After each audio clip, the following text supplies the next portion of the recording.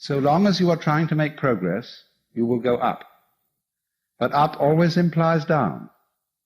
So while you are trying to get better and better and better, that means that when you get to the best, you can only go on to the worst. And so you go round and round and round, ever chasing the illusion that there is something outside yourself, outside your here and now, to be attained that will make things better. And the thing is to recover from that illusion. So a Buddha means somebody who has woken up and discovered that running around this thing may be fun, and it may be good to run around, but if you think you're going to get something out of it, you're under illusion, because you're forever the donkey with the carrot suspended from his own halter.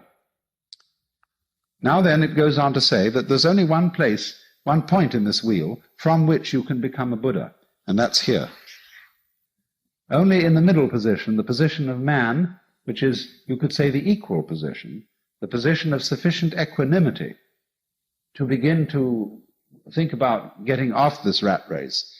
Only from there, you see, can you become a Buddha. So the position of a Buddha may be represented either as not on the wheel at all or as right in the middle of it.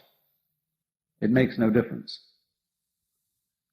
And so he is just as, in a way, the axle point, the still point of the turning world, as to use T.S. Eliot's phrase, is the unmoved center, the unmoved mover, the primum mobile, the axle tree of the world. All thought the navel, that's why yogis are said to contemplate their navel. The navel isn't on their tummy, it's this place, the navel of the world. So that's the scheme of cosmology, of ancient Indian cosmology in which Buddhism arises.